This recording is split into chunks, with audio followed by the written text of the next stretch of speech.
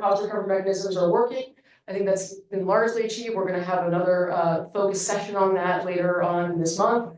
And then exploring alternatives that is ongoing. Paul will talk a little bit about how we're working through that. Bring the next slide. So how have we done it? Like I said, we've had multi-hour meetings. So again, thank you. Thank you to everyone who has participated in them, and thank you to Analysis Group for helping to lead them. So we've had 2 meetings. We had the webinar, and we had 2 additional meetings doing deep dives. The first one looking at existing utility rate making, how things wind up on a bill, what winds up on a bill, who makes those decisions, how those decisions are made, and then looked at other mechanisms to finance infrastructure, and what does that mean, and what do you have to consider. So we've had those 2 meetings, and then the future meetings that we're going to have, we have one at the end of this month and one in the middle of next month.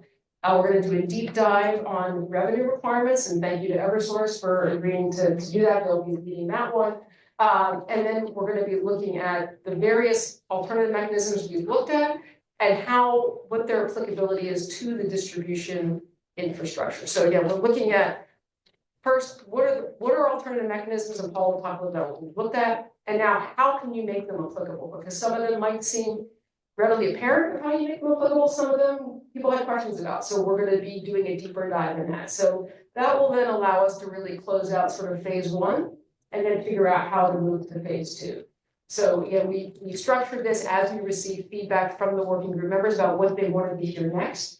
And so that's how we moved through the process. And again, really want to thank Analysis Group for all the work. Next slide. So the topics that we've discussed, again, first, changes in electric system needs, customer demand, implications for rates. So this was really focused on the utilities' electric sector modernization plans. At a high level, what was filed, why it was filed, what the outcomes are. We didn't debate, right, the pros and cons of any proposal, again, that they were decided at the DPU. DPU, made their decisions around the plans. So we were just going over what was in those plans and what was in those orders. Again, looked at the electric utility rate making and components of electric rates. We had a really robust discussion on bills. What's in the bill? How does it get on the bill? We talked a little bit about the current cost recovery mechanisms, both in Massachusetts and elsewhere. And then talked a bit about different cost recovery frameworks and investment plans from other jurisdictions, and then other kinds of financing mechanisms. And then we did talk about the relationship of this working group with other efforts going on at DPU. They have their affordability docket and what that's focused on. Talk about the work that the Department of Energy Resources is doing on their interagency working group on rates, which is really focused on once something's on a bill, how are we going to manage that, and what does rate making look like to incentivize what we want to get out of it, and other efforts at EEA. So just to let folks know, we do have representatives from these other groups that are participating and following what we're doing. We're making sure that we're coordinated, and we're staying very focused then on the purview of this working group, which right now is alternative mechanisms to finance the distribution infrastructure, not trying to kind of wade into other areas right now unless there's a discussion decision that we have that ability to do that, but really trying to carve out an area that's not being covered in another work group or another area of the administration. So the next slide. Paul's going to talk a little bit about some of the observations, takeaways, and then also review a bit on what are those alternative mechanisms that we currently started to discuss. Thanks, Melissa. Good afternoon, everyone. Lean into the microphone, or lean it, or bring it up to you. So, as Melissa mentioned, we've spent a lot of time talking about things that are not necessarily the most exciting things in the world of energy and climate, but there are a lot of details to rate making and ultimately how the investments that are being made by the companies roll into rates and what the alternatives are that we're trying to slog through as we go through each of these meetings. So there's just a couple slides here about some of the takeaways that we have heard and we have come to throughout the meetings.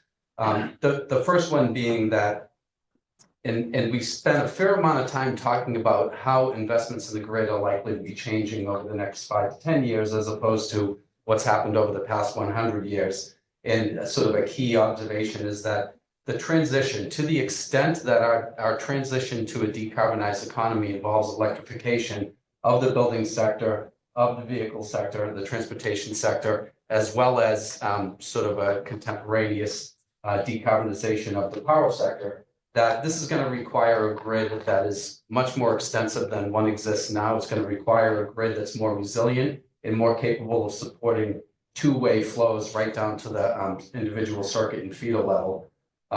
As at the same time that it needs to accommodate significant growth in demand over time.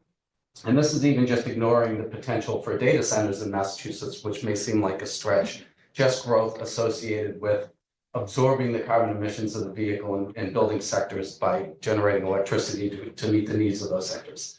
So that it's a big task. We've gone over that several times. The next point or observation is that the portion of electricity bills that are associated with the distribution service is at least currently smaller than the other portions that go on the bill. And so we talked a lot about what is the total rate that you're paying for electricity, what portion is associated with the cost of generating electricity, what portion is associated with the transmission of electricity, both of which are federally regulated, associated with FERC decisions or competitive market outcomes. And the portion that we're really talking about and we've been focused on to this point here is the investments and expenses in the distribution system. And that represents a relatively small portion of your total bill. I think we presented the actual values for a couple of years ago in one of our meetings, and it's about a fifth, so it's 5 cents out of 25 cents per kilowatt hour that you're paying. It's associated with the distribution portion of the bill. But this is the piece that's likely to grow much more quickly than the costs associated with either the generation of electricity or the transmission of electricity. That may not be true, but it certainly seems like the investments that are needed in the distribution grid are going to outpace growth in costs associated with generation and transmission of electricity. So that includes basically the day-to-day operations of the local electric system, and ultimately those costs will all be flowing through DPU regulated distribution rates and investments, where the DPU will do what it has done for a century, which is make sure that the investments are prudently incurred, that the investments are used and useful for meeting the needs of reliable electric service, and ultimately can then be included in rates as just and reasonable. Sure what I did, but I just lost the slides.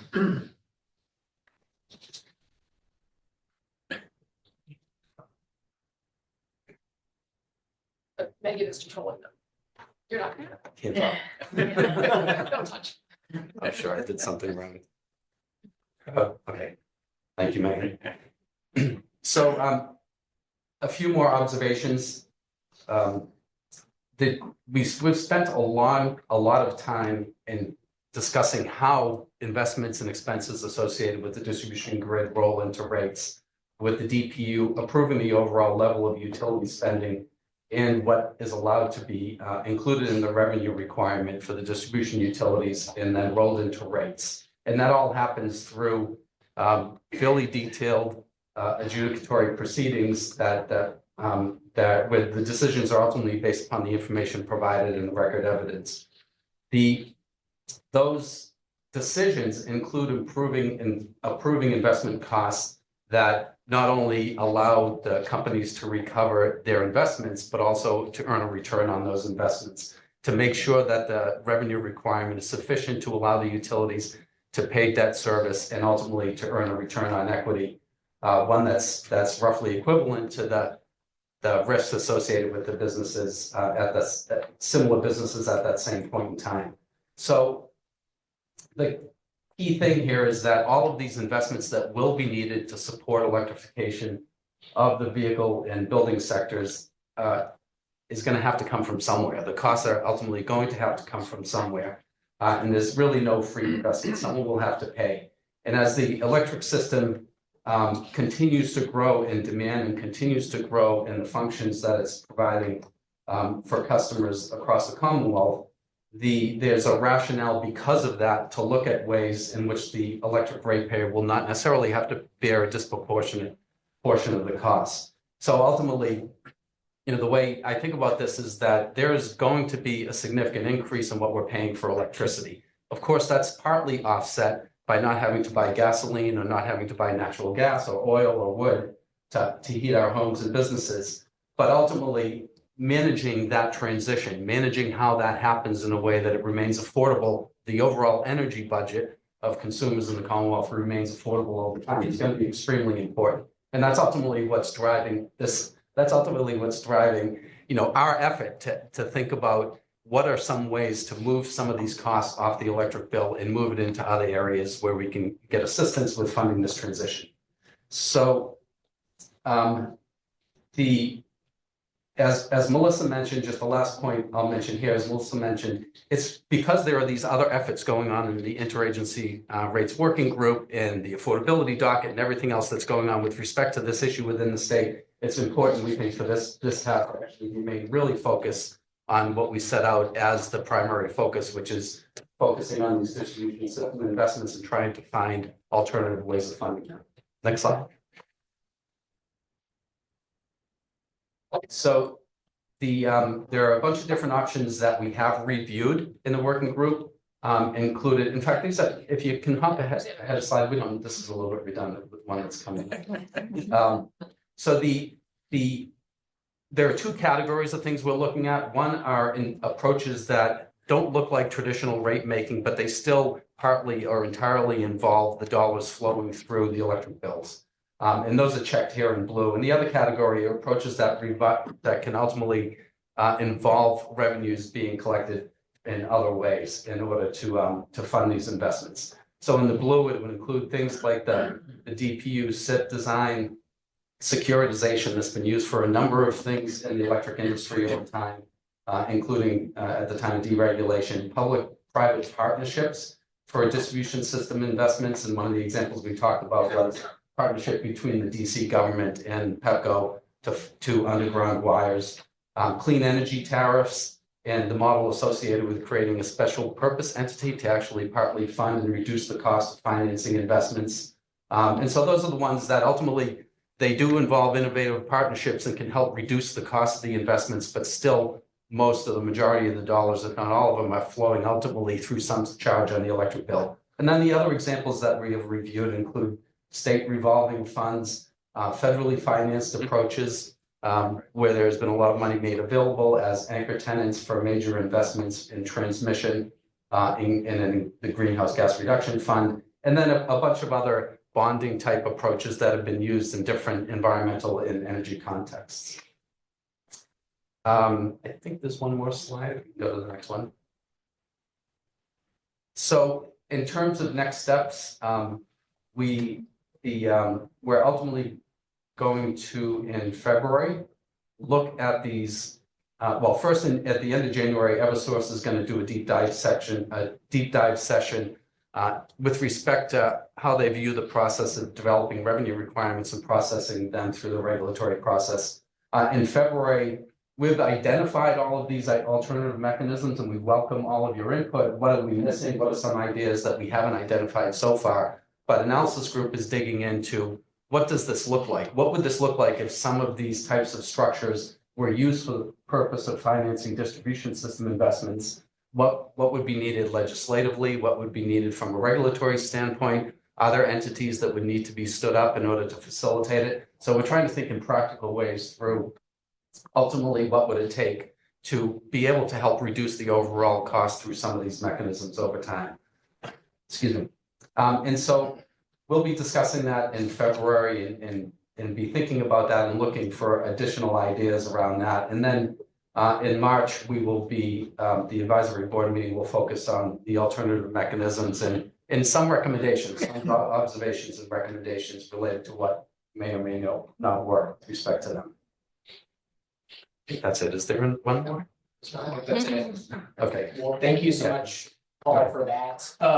That overview, I don't know about others, but you made making fun for me at least. Great. So we want to spend this time, as we promised, really diving into discussion, get feedback from folks. As promised, I will not be going over this list of questions, but they're up here for you to kind of consider. We welcome your feedback on the progress that's been made to date, questions on where we should go next. And then a reminder, at the very end of this discussion, we'll be voting on, I want to be very clear what we'll be voting on, providing the FOG with the option to expand its scope to funding mechanisms other than electric sector activities and programs beyond just infrastructure investments. So that would be, it would be giving the FOG the option to go beyond infrastructure investments. And the question is, does that make sense at this time?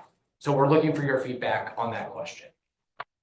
So not everybody at once, put your name tag on the side. If you have comments as responsive to any of those, please, Dan. Oh, and so one thing, so I'm gonna give the microphone to Dan right now. For those of you unfortunately are on the side, so you have limited camera visibility, so if you have a comment or question on the side, if you could come like stand near me so people on the phone can actually see you, that'd be great.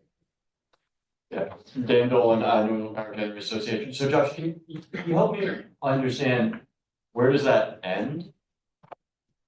Yeah, I think that's an open question, and obviously, invite Melissa's feedback on that. But I think here the idea would just be distribution related investments that aren't just infrastructure. But you're right, that's a long list. Oh, okay, so that actually is helpful if it's focused on the distribution level element beyond just infrastructure. That makes some sense to me. The way I at least see the words on the page here, it could mean anything on the bill, which obviously goes into interesting areas. Yeah, no, it's a great point. So if nothing else, I'm hearing maybe some revisions to this language to be very clear on the scope. Great, so Liz Anderson from the Attorney General's Office. Thank you, Melissa.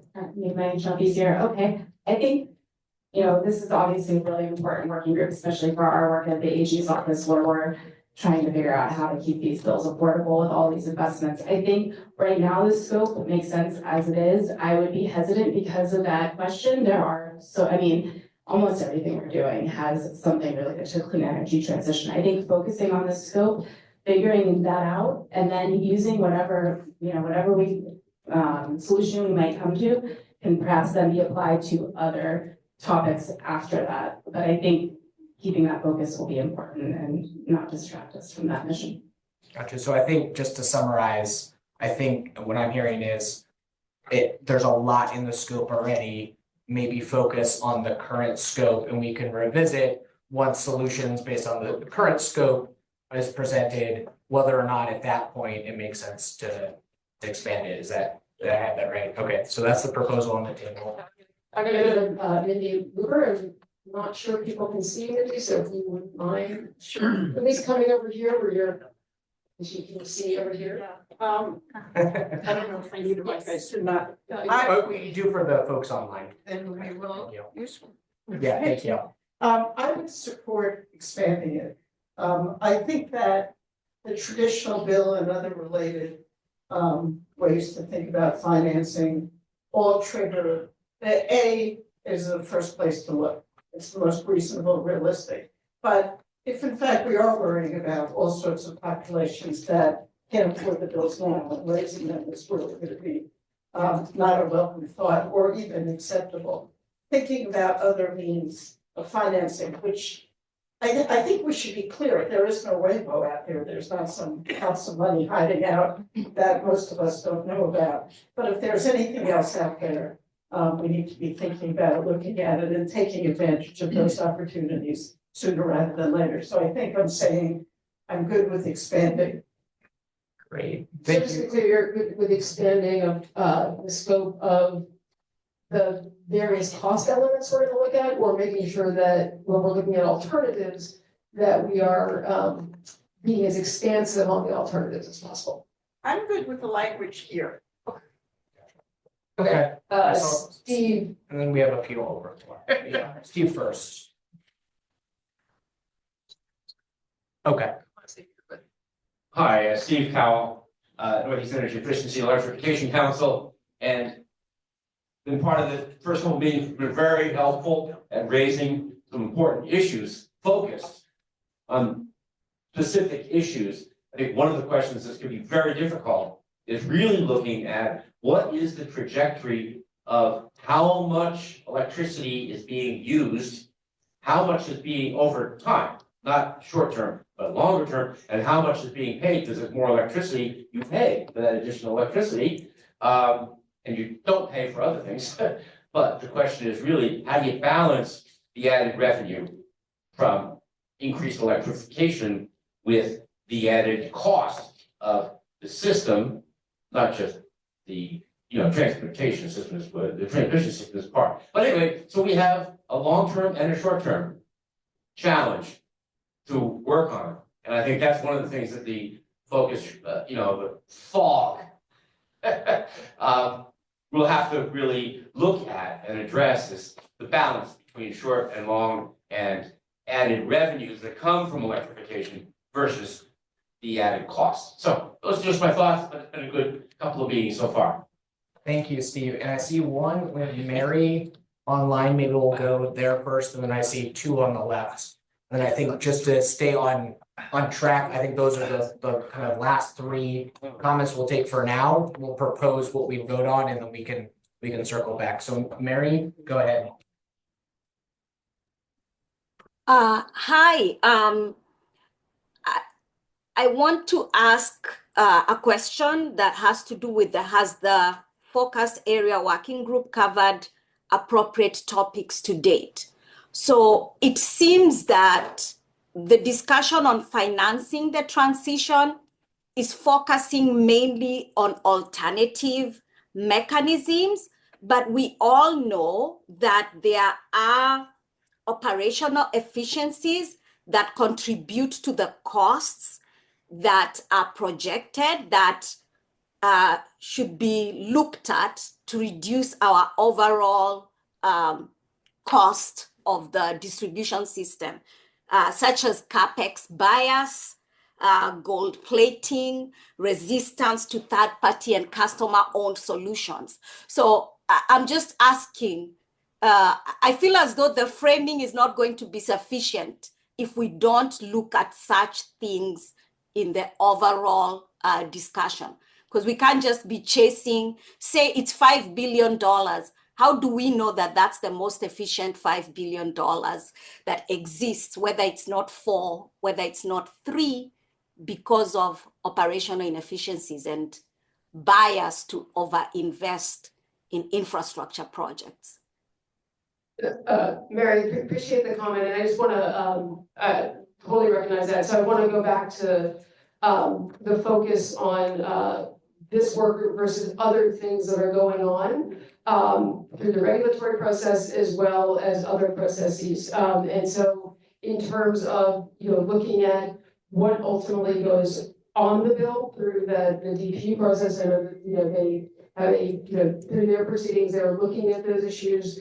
The work of the Grid Modernization Advisory Council as they're providing feedback, I think, to the utilities on the utility investment plans for grid modernization. And as we, I think, look through some of the work of the area agency workers, so completely understand and recognize that that is a very important topic.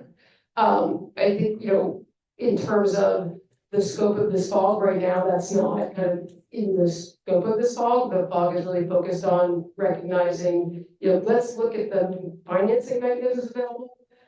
And as the DPU does its work, if there is an understanding that there is sufficient investment needed or an amount of investment needed that maybe would be at a level where we need to look at alternatives for financing some of that excess, then I think that's what this fog is focused on. So understand that, but I think that at this point,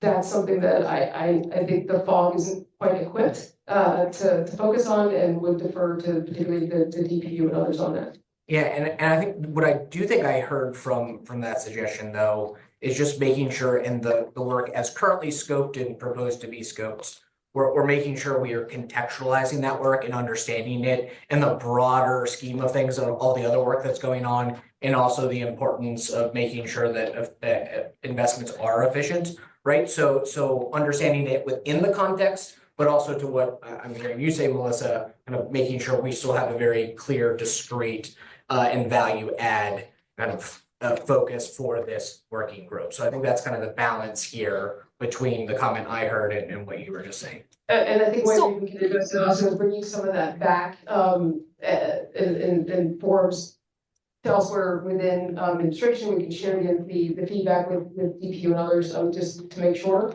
But I'm not sure in the working group, again, Mary, I completely understand. I'm just trying to figure out what we're equipped, to be able to do, given the context of the work group. So this is my pushback to the administration.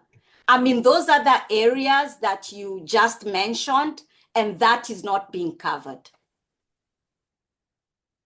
great. Great feedback, thank you. Yeah, thank you, Mary. We have a couple more comments in the room. I saw Senator Barrett, or we can go. And Brad Campbell, we'll go to Brad first. Yeah, I just want to second and reinforce Mindy's point about keeping the language as it is, giving the FOG flexibility they need in a very dynamic environment because of Monday's unpleasantness in terms of the transition and its nature, and things that we might have assumed would be in place for financing and funding other electric sector activities may not be there or may be under threat. And so I think giving the FOG the flexibility to be responsive to those changes as well as others is important. Senator. Thank you, Melissa. Thank you. This is a scoping question, but it may also be a question of distinguishing between distribution and behind the meter generation. The question is that to what degree we could hope to take pressure off the need to expand the grid, the distribution piece, by looking to other cost allocation solutions. And again, I'm not sure if this is a generation or a distribution phenomenon or both, but Microsoft has agreed to put online one of the reactors at the 3 Mile Island plant. Presumably, Microsoft is going to invest a great deal in resuscitating that generation, but is also in two ways going to be helping with the distribution issue. It's probably going to be building some distribution that connects that reactor once again to an interstate or New York grid, but it's also going to be taking pressure off the need to modernize the grid at all by doing more behind the meter generation. And I would just say that one additional aspect of taking pressure off the cost question for distribution has to do with our expansion of rooftop and canopy-based solar in general, not just big behind the meter stuff like Microsoft's, but retail, homeowner-based behind the meter solar generation as well. Aren't all those major financing alternatives, if you will, to our need to expand distribution? Senator, appreciate that, and actually, a couple, that's a great point, and good news is, some of the alternatives that Paul went through, those were some of those examples that we will be looking at. Great, and I think we have at least one more here, and then one last one, so we'll have to move on there quickly. So I understand the concern that the language is pretty broad. There might be a tendency to boil the ocean. But I think the members of that FOG will stay focused. And I think if you try and micromanage the wording and what they can think of and not think of, we limit ourselves. Furthermore, if the goal is affordability, you can't ignore 70% of the cost drivers, right? So you got to think about more than just distribution infrastructure investments. Appreciate that, Paul. And last comment. Right.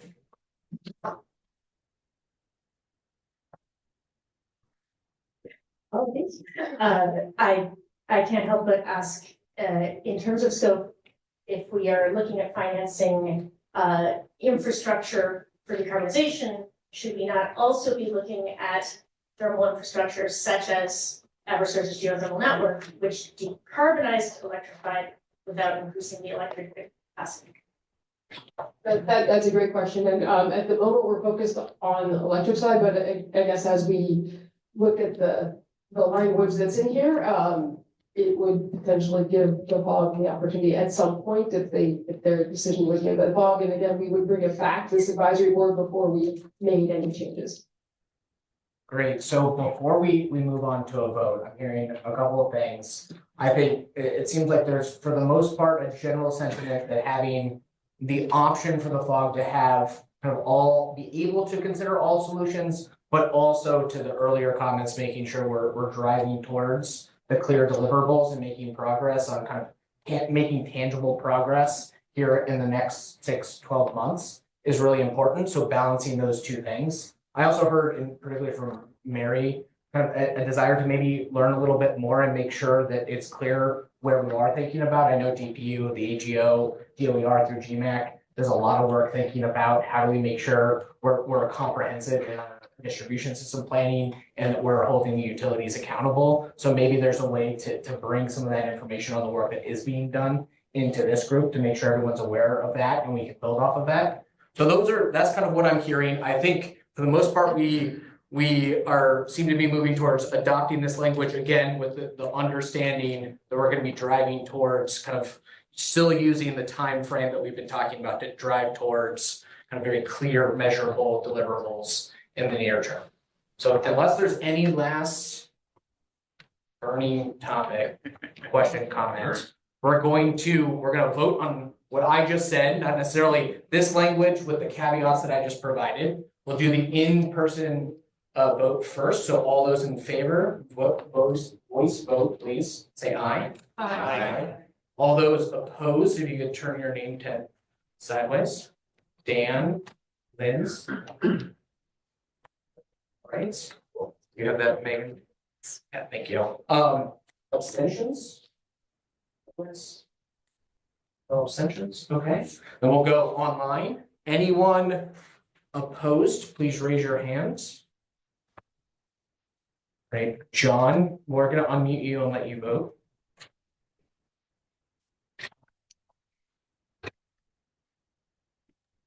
Just to confirm it wasn't an accident or something. Wasn't an accident. I think we're letting it go a little too far, too quick. That's all.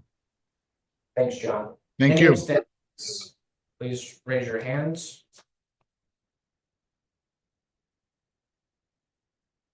All right, the rest we will record as voting in favor. So the language as drafted is amended with the caveats that I stated and we'll write up for everyone.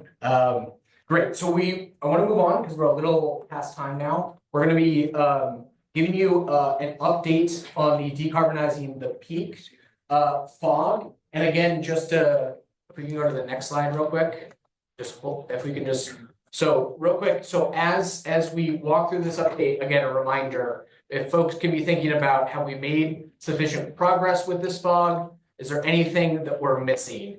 And this one, this is just an informed session. And then after the discussion, we'll move on to a break. That, Melissa? Great, very good. You want to go to the next slide? So again, just being really clear, the mission that you all approved, that's what we've been working towards. Again, looking at demonstrable pathways to reduce reliance on and expeditiously eliminate fossil fuels from our peaking power plants and combined heat and power facilities, and deploying alternatives looking at both demand and supply side options. So that's what we've been focused on. That's been the work of the working group, and that's kind of what we'll hear an update on of what we've done today. If you want to go to the next slide. So again, same thing, we've been working through, based on the work plan approved by the advisory board, so we are still in phase 1. And so we've been looking at it both from a system-wide perspective, but also in the context of the 4 facilities that have stepped forward to be demonstration projects for this focus area work group. So again, just a reminder, those are the Canal Generating Station of Ojera. That's the West Springfield facility that is already retired, owned by Cogentrix. They provide a really good case study as to how a facility owner has moved through the process. We have the Pittsfield Generating Facility out in Pittsfield, which is owned by History Partners, and then the Tufts Combined Heat and Power Facility, which is over in Medford. Next slide. So again, we talked about what are the objectives. What do we need to get out of this phase? So again, analyzing the regional and statewide peak demand. So really making sure we understand what it is, what's driving it, how it's resourced, understanding the thought process and opportunities at the existing facilities that we're looking at. So again, we're looking at this from a bottom up and a top down approach at the same time. So looking at the various facilities that provide us an understanding of how we can think about alternatives and what some of the opportunities, also challenges of that are. And then we'll be moving into thinking of how we will look at alternatives. So we're gonna again think about that from a bottom up and a top down. So looking at the 4 facilities based on what we know, and then also figuring out how that can be applicable more broadly to facilities around the Commonwealth and maybe throughout the system. So, we made a lot of progress in the first instance, and we pretty much largely achieved that. We have a couple other questions that we still have some members that want some details on, and we're gonna be working through that. The 4 participating facilities have been really great about sharing information and opportunities and what they've been thinking through. And again, we're gonna keep that, will be an ongoing iterative process as we move through this. And then finally, we're getting ready to launch the assessments phase. So Georgetown and Harvard and American Energy Law Programmers thinking through a rubric for that and how to move through that, and we'll be talking about that at one of our upcoming meetings. So if we go to the next slide. So again, as we move through this, we've gone through a series of meetings, and we also, thank you to Pittsfield, we did a facility tour for those that made the trek out to Western Mass. It was great. It was cold, but it was very informative, and it was really good to see a facility and really understand again the land use aspects, the community aspects, and what some of the possibilities are at a facility like that. And then we have some upcoming meetings in February where we're going to be really moving to phase 2. The next slide. So now we're just going to go quickly through the some of the takeaways. I'm going to be turn it over to John Blair from E3. Thank you, Melissa.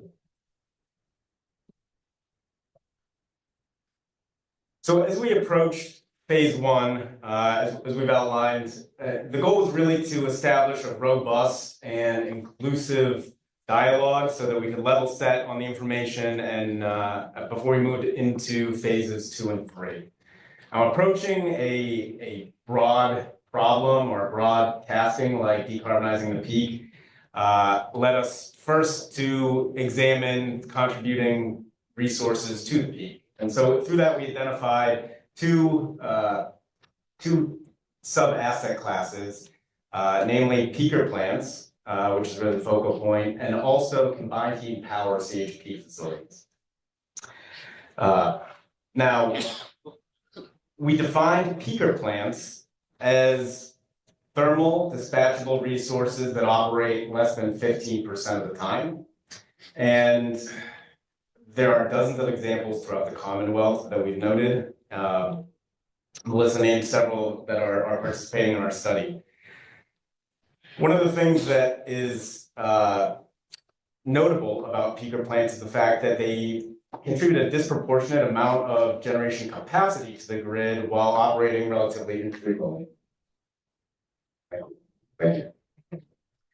So you can see from the graphic on the left here that while the region while peaker plants supply about 40% of the region's capacity, they only operate frequently enough to contribute about 10% of the region's energy on an annual basis. And that comes back to that low capacity factor that we use in characterizing them. Now, we also looked at the CHPs, which are distinct from peaker plants in a variety of factors. Now, CHPs are unique in that they deliver both thermal power and electrical power to the loads they serve. The CHPs are frequently found on university campuses or medical campuses, as well as in industrial sites where high temperature heat applications are required. And there are also many examples of CHPs throughout the Commonwealth. We continued by doing an overview of policies at the federal, state, regional, and local level, and tried to understand how these policies can influence, incentivize, or in some cases compel action by power plants to adapt their operations as the grid needs evolve. And ultimately, we learned that as alternative resources like renewable generation is integrated into the portfolio, of the state and of the region. Peaker plants will likely still be required to support times where there's either unavailability or insufficient power provided by those new resources that come online. And so this could be wintertime when there's fuel scarcity conditions. It could also be when renewable resources like wind and solar are unavailable. Next slide. So in addition to being disproportionate emitters of carbon, peaker plants are also frequently categorized as less efficient, more expensive than alternative resources. And we can see that if you look at the top 50 most expensive hours in terms of energy in ISO New England, you can see that that's not only what we'd expect peaker plants to be operating, but it also contributes about 5% of the annual cost for that commodity. Now moving on to combined heat power plants, that problem is particularly complex because, as we've established, those resources provide not just electrical power to the loads they serve, but also thermal power in terms of heating, cooling. And so if we're going to decarbonize those resources, it means that we're going to have to find a replacement for that, for the combined system. And that means that it's likely going to be displaced by something that's less efficient or an electrified solution that is going to exacerbate that peak demand problem and potentially cause the need for higher operations of peaker plants. Now, as we look at alternatives that,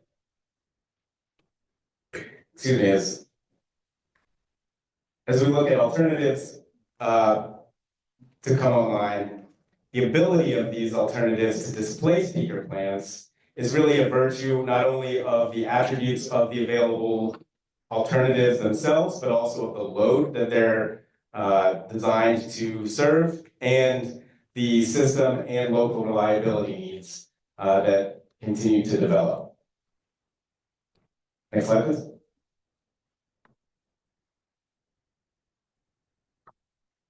So one of the ways that we examine the availability and the suitability of replacement resources is through a resource adequacy framework. A resource adequacy framework is one way that we can measure system reliability. It describes the ability of a generation portfolio to meet the needs of the load across a wide range of scenarios, including weather and load patterns, across all hours of the year over a series of years. One of the tools that can be applied in a resource adequacy framework is effective load carrying capability, which measures a resource's ability to contribute to demand. And it compares individual resources to a hypothetical perfect resource that has unlimited reliability, no outages across all hours of the year, across a series of years. And you can see the graphic on the lower right. Sorry, there's an echo. Oh, thank you. So you can see the graphic in the lower right-hand side of the screen is an illustrative demonstration of different resources and an example of what we might expect to see for their ELCC, or effective load carrying capability. Now, each resource has its own limitations. For intermittent resources like wind and solar, we see that they have relatively low ELCCs, although they do contribute to system reliability. Now, we also know that as they increase their penetration in a resource portfolio, that ELCC declines. Even fossil fuel dispatchable resources like a natural gas peaker plant has limitations based on maintenance availabilities or fuel constraints, like when natural gas is restricted. Next slide, please. So as we look ahead to phases 2 and 3, we have a good understanding of the status of the grid and the status of the portfolio and ways that we can measure its efficacy. We're really going to focus on what supply side and demand side resources can be used as alternatives. And so we're going to look on the supply side at things like emerging resources, increased penetration of renewables, as well as energy storage. On the demand side, of course, we have things like energy efficiency and demand response.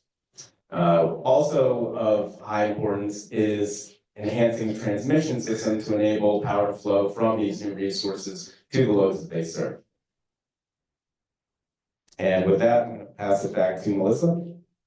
Great, well, thank you so much. Just a few options for us to consider. Yeah, and so as we're moving through, we also, a couple observations, we also talk again about not just at a system-wide level, as Jonathan just went through, but also the core facilities. And when we looked at the core facilities, again, this is why having Jared and others really step forward is so helpful, because as you're thinking about opportunities and options, understanding how they're going to be applied, right? What you have to move through. So site-specific conditions, interconnection capacity, available land use, community impacts, the load that they're actually there to serve a load pocket. What is that load pocket? So we went through the individual resources. We learned a lot about all of those attributes, as well as how they're compensated, what the policy drivers are that allow them or that encourage them to operate in certain ways, and how we have to think about that going forward. So as we move into phase 2, we'll be taking those some of the high level takeaways that Jonathan talked about, combining those at sort of the site specific, and then moving through sort of the assessment phase of how do we think about alternatives, how do we think about the impacts, and what needs to happen to actually make those come to fruition. So can we go to the next slide? So that's where we are now. We are again wrapping up phase 1. In terms of moving to phase 2, you can see we're going to do a deep dive on alternatives and applicability, and we're going to be looking at a high level. These are just some of the options. We will work with the work group to make sure that we're thinking very broadly. And then again, we're going to be looking at it from both facility specific, but also a system wide, and understanding applicability and how these could be scalable and replicable. And so when we get to the March advisory board meeting, we'll be bringing back both the rubric and how we're thinking through the assessments, and then we'll move to the assessment phase. Next slide. And we'll turn it back to Josh. Perfect. All right.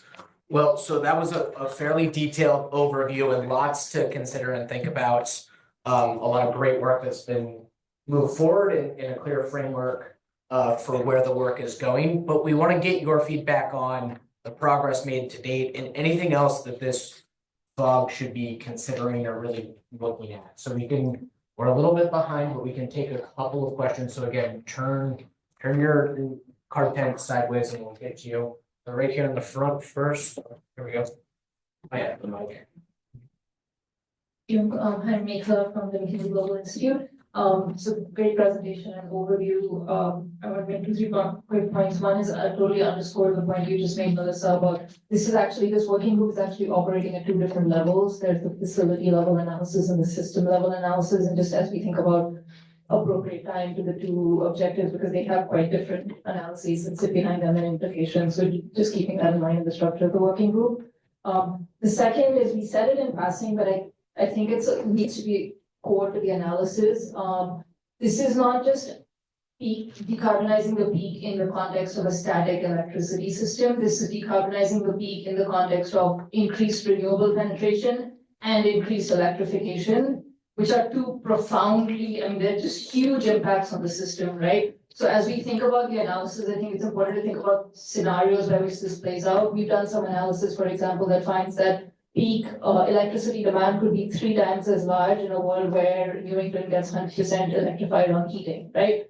That's a totally different world from today. So just as we think about decarbonizing the peak, it's in the context of these 2 other forces of increased renewable penetration and electrification of end use. So we want to keep that in mind in terms of the analysis. And then the third, not to expand the scope of this working group enormously, but as we evaluate the alternatives, it's not just from an ELCC or resource adequacy standpoint, there's also cost implications, right? So how we think about cost needs to be part of this in some way. Yeah, that's a great point. And on the second one, certainly there's been lots of great analysis through the CECP, the state's clean energy and climate plans, the ISO New England, the ESMPs for the utilities, but it's a great point to keep in mind the potential for peak to increase and shift to the winter as we see kind of uptake of electrification measures in the coming decades. So who's Brad, then we're missing him. I'm just curious, there's no mention of pricing strategies. And in a region where we don't have time to use pricing, shading the peak using pricing mechanisms seems like it would be an obvious thing. And especially now that the DPU is approving low income rates adjustments, it would seem like the equity implications of pricing strategies could be addressed and mitigated. Yeah, that's a great point, Brad, and as we think through the assessment phase, on the demand response side, kind of the demand management, that will definitely. And just one quick flag too, and Joanna might be getting to this too, but just a reminder, this has been mentioned a couple of times, the interagency rates working group has really been thinking about dynamic rate designs, really near term focused a lot on kind of how do we make air source heat pumps kind of more affordable to switch to, but in the long term, certainly things like that are really important to think through in the next deliverable for that working group. But I don't know if Joanna, you want to say that? Yeah, Joanna Troy, Deputy Commissioner of DOER. Yeah, I think time of use rates and rate structures are a big priority for DOER, and we'll be doing a lot of work. I know this working group seems to have a very large scope, or potentially a very large scope. And so trying to keep some of those topics in the right place. I thank you for doing that, because I can imagine. You had on the last slide supply alternatives, and so if the focus is on sort of these facilities, is there discussion on sort of, does that mean like alternative supply for the fuel and the maintenance of the facility staying online? Is that in the scope of the working group? Yeah, right now we're looking at everything in scope, and then we'll take the assessment framework and look through it based on, again, a series of criteria that as a working group we'll think through. So we're trying to, with all the working groups, think as holistically as possible, and then we'll start narrowing them as we look at them against whatever the assessment criteria is that the working group is focused on. I saw one more. Yeah. Hey, this is just quick, Melissa, and I know John O'Brien with Euro Americas, and I know you know this, but on the ELCC slide, I think it's a detail, but it's important, which is the final most reliable is not just natural gas, it's dual fuel, so it's oil. So certainly from a dual fuel standpoint, just making sure people understand that. I think we do need to move to a break, so we're gonna take two more, and we're gonna Steve, since you were able to comment last time, we're gonna take one over there and then Larry here.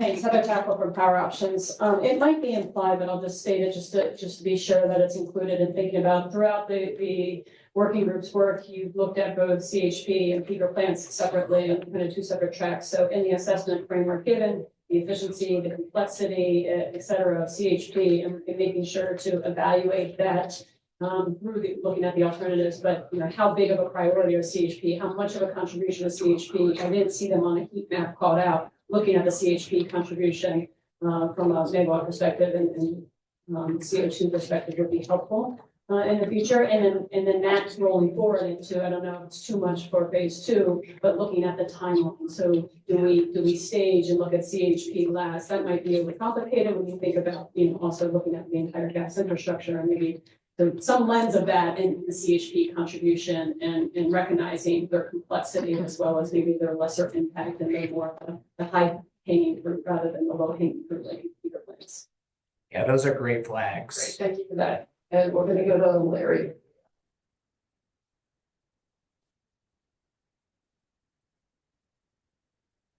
Thank you, Larry Cretion, Green Energy Consumers Alliance. I'd like the FOG, if they could, to dive a little deep into virtual power plants. I think the load says there's 179,000 electric vehicles on the road today in Massachusetts. Probably, actually, they're not on the road, but 80% of them, 90% of them are in the driveway, like 3 in my house alone right now. Right now, the ISO New England says we're burning 25% oil in order to meet our energy needs. We could be doing something differently there. And that could be, I know when you're thinking about peaks, you're generally thinking about summer. Same thing will apply in July.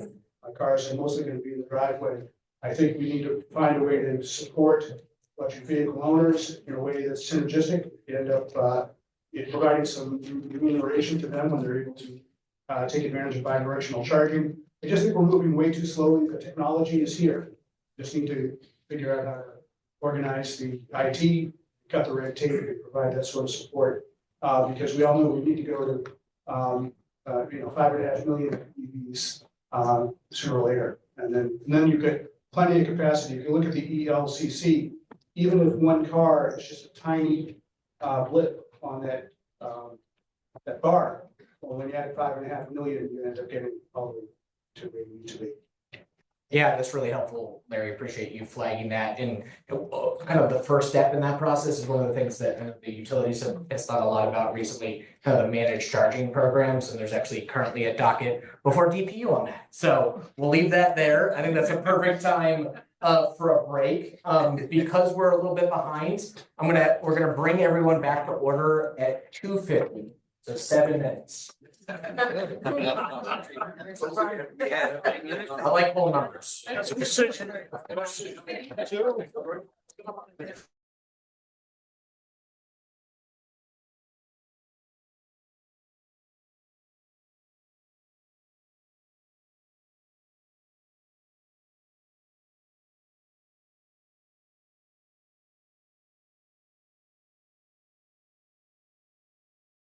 We get all get settled. Welcome back.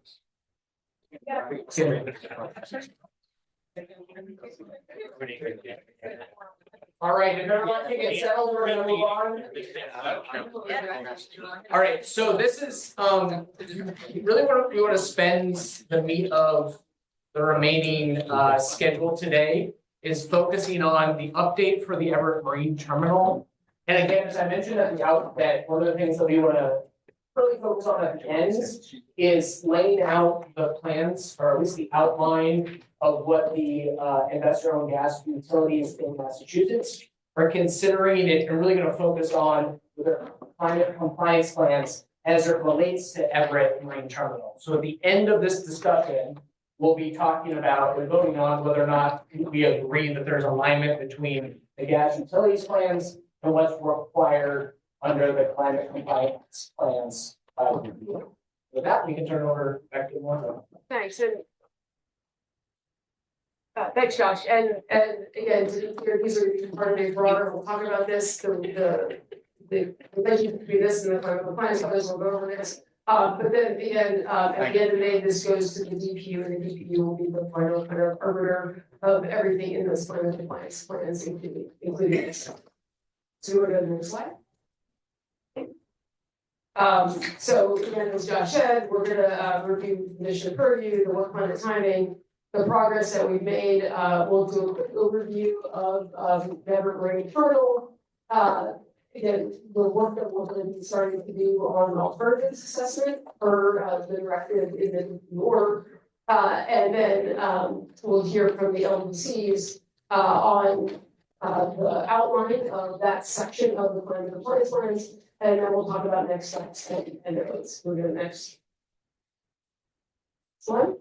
So again, just to be really, really clear and focused, we've had a lot of discussion on this in the focus area work group. Again, this is the mission as approved by this advisory board. So we are focused on working with the to help inform a coordinated strategy to reduce and ultimately eliminate the LDC's reliance on the Everett Marine Terminal, aligned with DP Order 28 and the state's climate and clean energy mandates, and including those in the Global Warming Solutions Act. So it's a very narrow focus. That's what this work group is focused on, really. It's sort of the LDC's reliance on the facility, right? And we'll talk a little bit about that. We recognize that others rely on it as well. But this is, the purview that we have, and again, looking at what the state kind of has its purview over.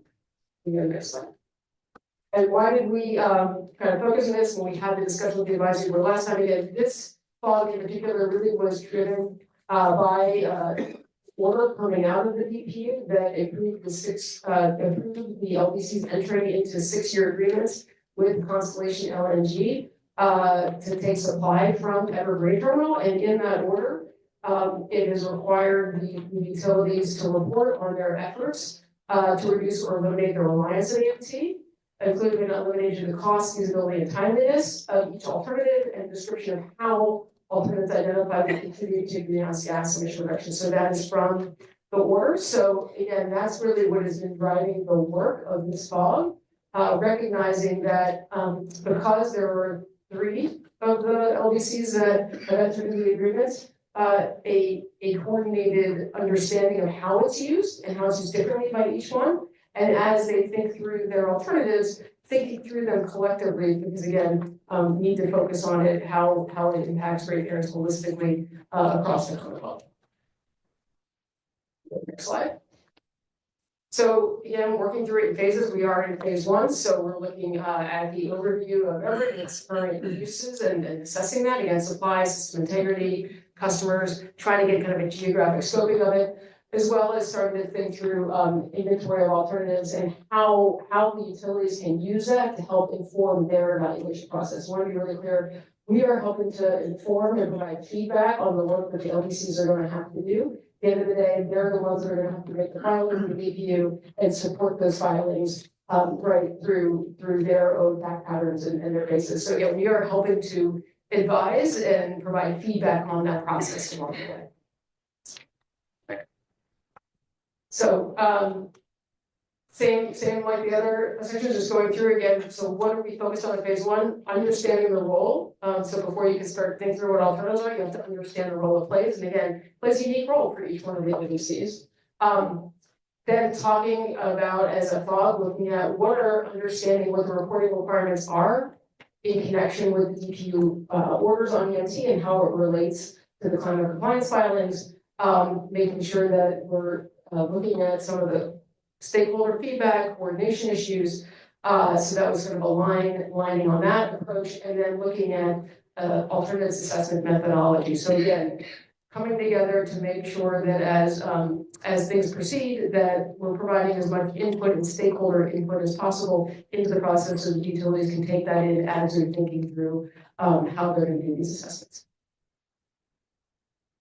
So what we've done today, we've had several meetings, and I really want to again thank the work of National Grid, of Unitil, of Eversource.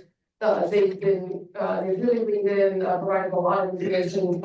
I also want to thank everyone as part of the working group. There's been a lot of engagement on this work group, a lot of great questions to ask. I think it's provided a really good level of understanding and foundational understanding of not only how the facility is used today by the LDCs, but how it's used by others in the region. And I also want to thank Constellation LNG for really leaning in and providing a lot of information as well. Everyone's been incredibly cooperative and really constructive, so thank you for that. So we've had 3 meetings. You can see kind of what we focused on and where we are. We're going to be having a meeting at the end of February where a specific work stream that is going to be working, a subgroup of the FOG is going to be working together to help think through the assessment, the alternatives that will be assessed, and a rubric for thinking through those. So there's a separate work stream, and we'll talk a little bit about that and who's on that. And then that will be brought back to a larger work group for feedback. Next slide. So a couple of the takeaways from the FOG meetings, and I'm going to be joined up here by Michael from groundwork, so we'll provide a little bit of detail, but just a couple of things. Again, we talked about this before the first meeting of the advisory board. But again, the Evergreen role plays a larger role in the region beyond just the contracts that the LDCs have with it. It does provide locational value for each one of the LDCs, and that locational value is different, right? How they use it, when they use it, why they use it is different, and so it's really important to understand the differences between Unitil, Eversource, and National Grid. We as a region are pipeline constrained.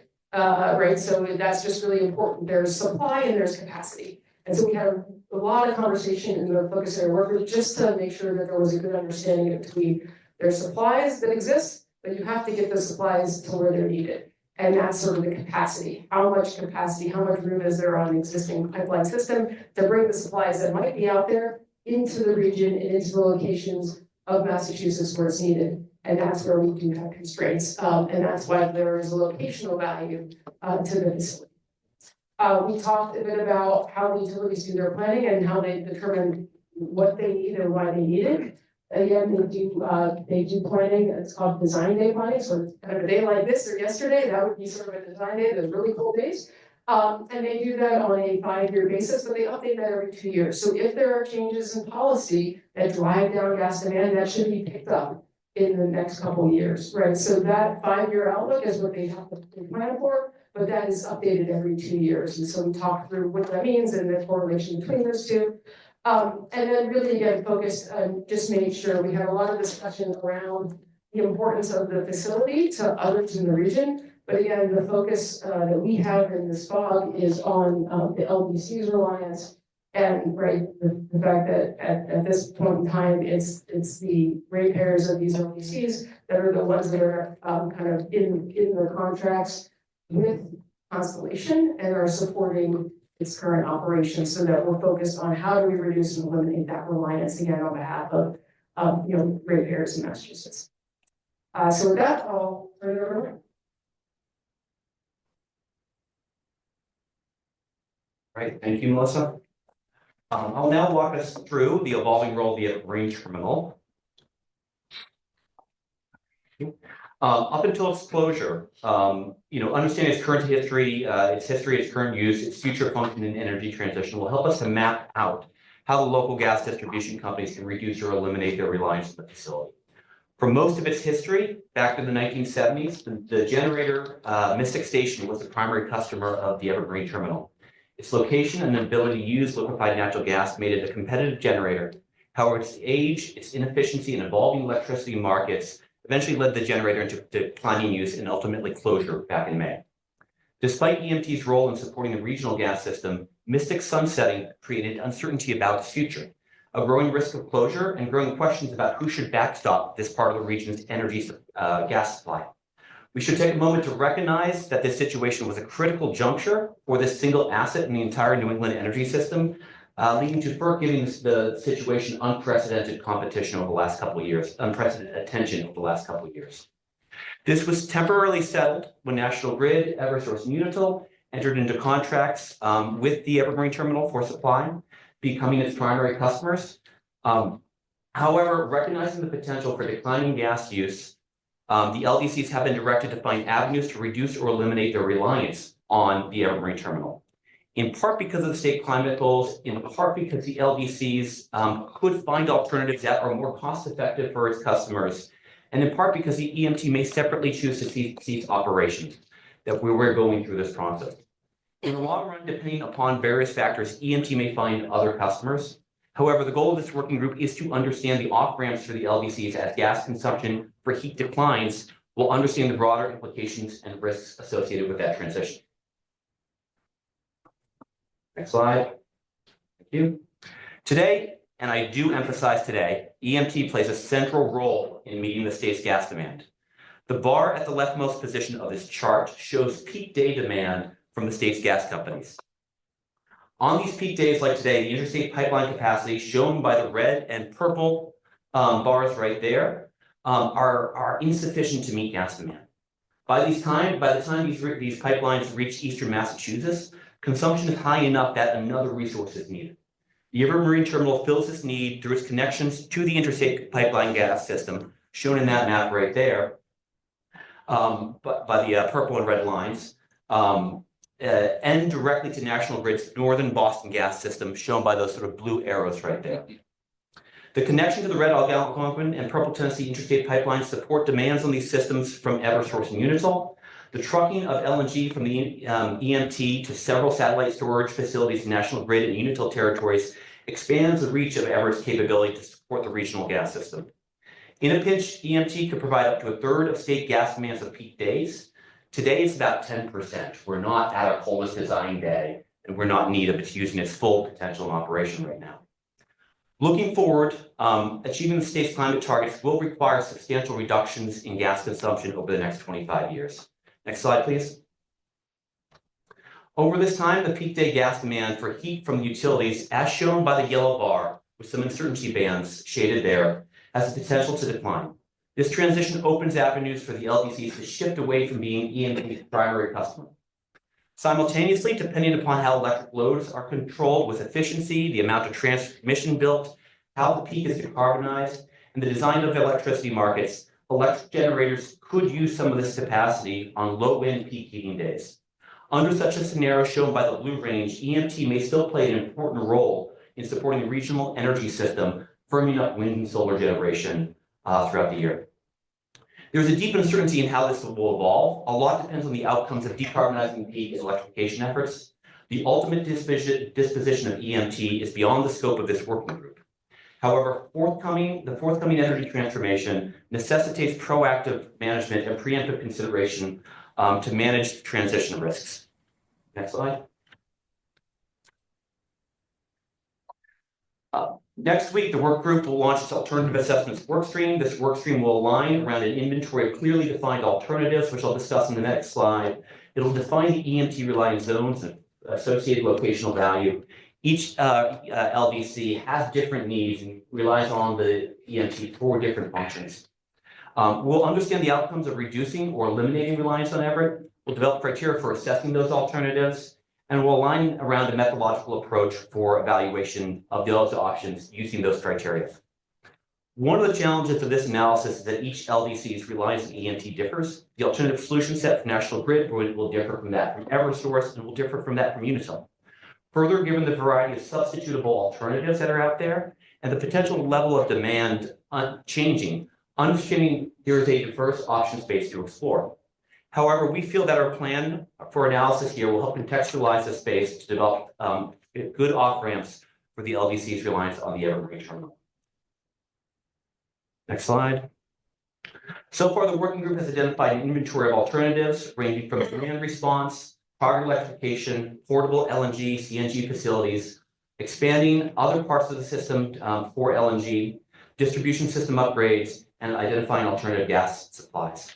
These alternatives will be evaluated using the following requirements, making sure that they meet the operational requirements of each local distribution company, meets reliability of supply requirements, cost, greenhouse gas emissions impact, feasibility, and timing. After we evaluate these alternatives, we'll review workforce and community implications, as well as some other policy needs to help facilitate this transition. Next slide. In a later phase of this work, we'll consider those broader implications. For now, we're going to dive in, and we appreciate the work of several focus area working group volunteers who have signed up to do some extra work overseeing the development of this work stream assessment. The whole focus area working group will review and affirm the framework plot prior to the LDCs conducting their alternatives assessment in May.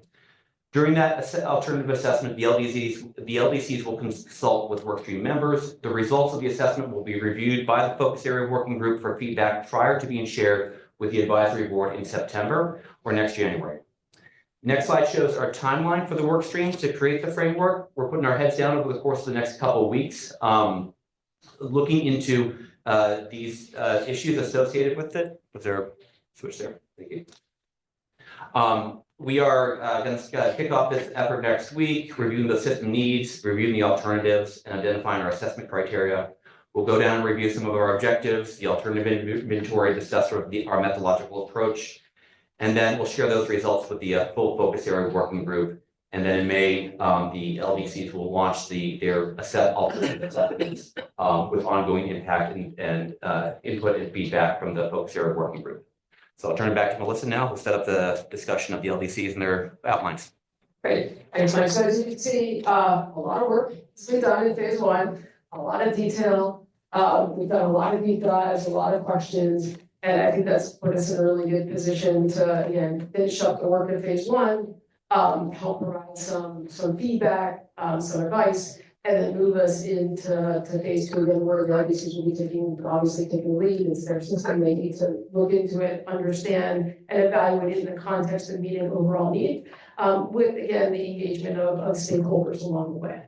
So in terms of now, we're going to transition to the kind of the next piece of this. So again, we're looking at EMT and we're looking at the assessment phase. as we've been working through the work groups, the other thing that we've been talking through as a work group is really understanding, right, this in the context of sort of broader efforts that are ongoing. So one, the climate compliance plans that came out of DP Order 2080, that's the future gas proceeding. So just again, to contextualize what you're gonna hear next from the LDC. So each LDC, they're required to file an individual climate compliance plan every 5 years, and that's starting April 1st. These climate compliance plans, they should expand on the LDC's previous plans, their net zero enablement plans. These were plans that they each put forward to figure out how to put in place a pathway to achieve net zero emissions. And so the climate compliance plans can expand on the previous plans and show how each proposes to do the following things, and contribute to the GHG emission reductions, satisfy customer demands, safety, reliability, and affordability, use pilot or demonstration projects to assist in identifying investment alternatives, incorporate the evaluation of previous metrics, and implement recommendations for future plans. So this is a holistic plan. This isn't just about Everett. This is about kind of future decarbonization of the gas system. In the context of that, when the DPU issued the order allowing the utilities to enter into the 6-year agreements for EMT, one of the directives in that order said that each LDC with an approved contract with EMT has to report on their efforts to reduce or eliminate the reliance on EMT in their April climate compliance plan filings. So just to be clear, what you're going to hear the outline of is a section of these filings, these bigger filings that'll be due in April. So that's what this focus area work group has been focused on, is again, this section of the larger filings. So we're not giving feedback to the LDCs on their climate compliance plans in general. That's happening in other venues. This is really focused on the EMT section. But that said, because it's part of a section of a bigger report, there will be references. So you'll see when they go through the outline that there will be references made. The working group agreed that it would be, it wasn't necessary to repeat everything that's going to be in other parts of the report. That would be redundant and that would make it really long. And so figuring out ways to make sure that it's clear what the EMT section is about and how it relates to other parts of the climate compliance plan. So I just wanted to set that context for what we're gonna talk about next. So if you want to go to the next slide. So I'm going to turn it over now to Caroline Hahn from National Grid. She's going to provide the overview for the LDCs. And again, this is the EMT section, and she'll talk about the requirements of the order and then how we talked about it in terms of the focus area work group. Thank you, Melissa. And thank you for teeing that up in the context of all of that's happening as we're considering the energy transformation as a whole. So, I think it's been a nice way to tee up first, what's the role that EMT plays? And I think that sets the stage for where we jump off to our specific outline for our section of the, in this first report, the climate compliance plan. So I think we've touched on this a bit, but we are considering this section as something that is very much compliance with the or order of the approval of our contracts with Constellation Energy. So Melissa's teed this up. Every LDC, Unitil, National Grid, and Eversource who have approved contracts must report on our efforts to reduce and eliminate reliance on EMT over the course of this contract on an annual basis, with the first of those being reported as part of the climate compliance plan, which we'll file on April 1st. Go to the next page. Yeah. Great. So the sections of our section here are actually pretty straightforward. I think that if you look at it, we start with an introduction and background, and this is the section that actually tees up and frames how does this part of the report fit with the broader CCP and other proceedings as well, including forecast and supply plans and other active ongoing proceedings. And we would expect this to be here year on year. I should also mention that we all have exactly the same structure. We've committed to that as well as format, so you can really look at these together as well. The second section covers off on maintaining reliable service and safe service for our customers throughout Massachusetts. And this really does tee up and provide that context of how EMT is utilized by the LDCs, both broadly across the pipeline network as well as each of our uses specifically. And I think as Mike pointed out, we do have specific uses and specific needs for our customers as well. In this, we have gotten feedback and we will make sure that it is the case that we're trying to represent this in graphical form as maps, trying to make this really understandable. It is a complex topic and we're really trying to make this straightforward and understandable for everyone.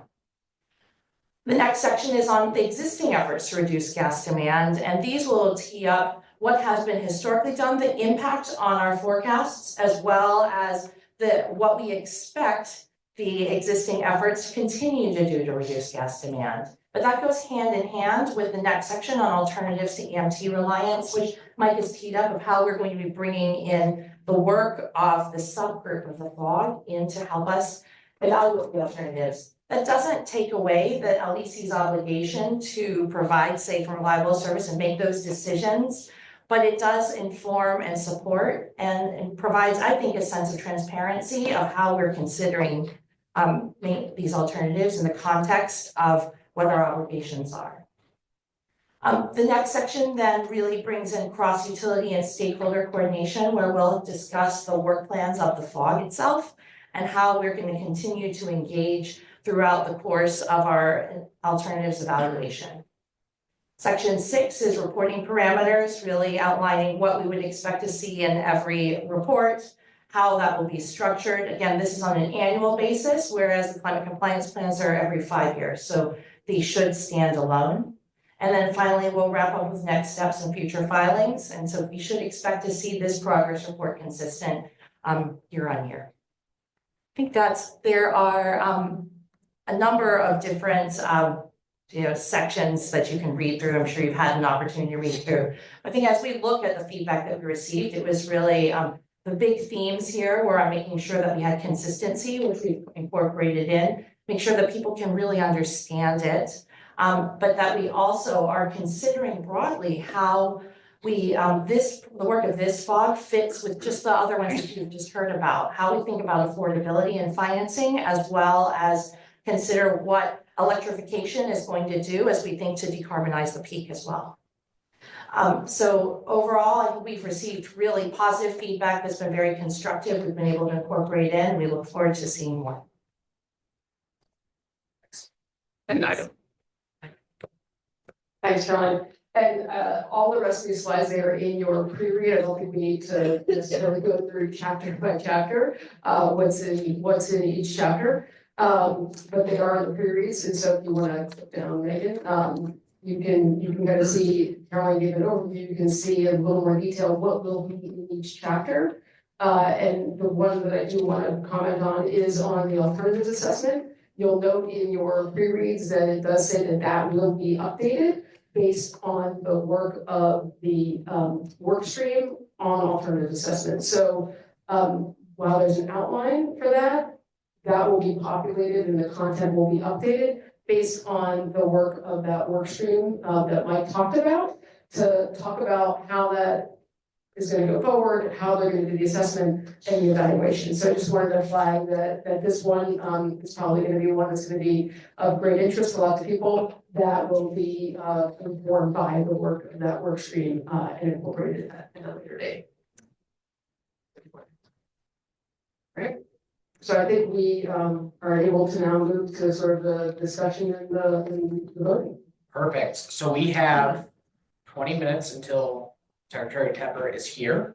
And we definitely always drive towards being on time with the Secretary Tepper, at least Melissa and I. So we're gonna use the next 20 minutes efficiently.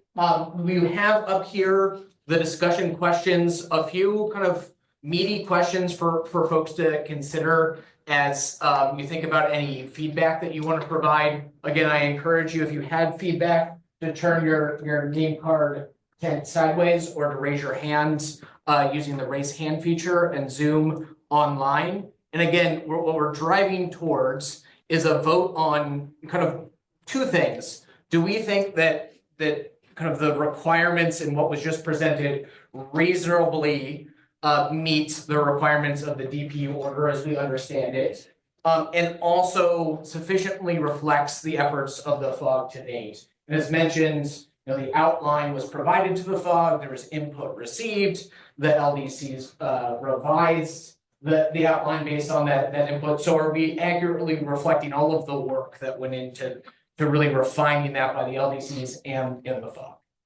So any comments? Sorry. And just as a reminder, in your queries, there is a detailed table of all the feedback received, and how the LDCs incorporated that into their outlines. So you do have that if you want more information on what the detail behind that kind of overview slide was, but it is in your queries. Comments or questions? No comments or questions on the Everett Marine Terminal? No? Oh, here we go. It's Ron DeGurzio from the Massachusetts Municipal Wholesale Electric Company. It's somewhat off the mission or topic of the vote, but if the reliance on Everett was longer than expected or extended period of time, would there be any consideration for public if it helped reduce the expense to the consumers? I was gonna say, I don't know if you want to take that. That is above my pay grade, for sure. It's a fair question. I mean, I appreciate the question, and I think, again, it's above my pay grade as well, but, again, as we're looking at alternatives and assessments, if that's something that's put on the table, it's obviously something that we can look at as a FOG, if this advisory board at some point, recommends that as an alternative to look at, but at this juncture, we're kind of focused on the next 6 years, and as we do the alternative assessment, we'll figure out how to go. Fair enough. Yeah. Any other comments or questions? Let's Steve. And then while we get to Steve, if there are any concerns or anyone that doesn't feel comfortable voting on those two topics yet, we'd love to hear from you before we get to that point. So just teeing that up, but go ahead, Steve. Okay, just a quick question, which is, to what extent in the analysis was the reduction of the EMT due to just bringing gas in someplace else versus reducing the amount of gas that's needed through there? Because if it's just shifting it from one place to another, that doesn't really solve our climate issue. That's just a question. It may have been covered, so if I missed it, sorry. No, Steve, it's a great question, and that's as we look through the evaluation criteria, one of the things that will be looked at the assessment is the impact on greenhouse gas emissions. So we haven't done any evaluations yet, just kind of as we do with all the other workers, gonna look through the broad swath of alternatives that are out there, and then that work group will start to think through how to create the rubric for the LDCs to look through and evaluate different alternatives. But greenhouse gas emissions impact will be one of them as directed by in the DP order. All right, one last opportunity for any comments or questions. Please go ahead. I'm asked to see Ron again. I'm Meghal from McKinsey Global Institute. I'm sorry if I missed this in the setup, but I imagine that the alternatives assessment will vary depending on expectations of how gas demand evolves. And so I'm just curious how that's being factored into the analysis. The short answer is yes, and in part of the outline, if you want to go back to the outline, there is a discussion around there is going to be in chapter 3 kind of existing efforts gas demand and how those relate, so looking backwards as well as looking forwards. So there will be detail in this as proposed. The expectation is there should be some discussion. Did I get that right?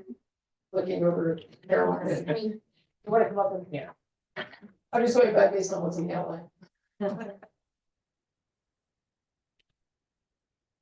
Yes, and I think it's also important to just frame up that we file every 2 years a forecast and supply plan. And so those efforts also are reflected in the forecast and supply plan. And what we want to do is to highlight how that happens in this section of it.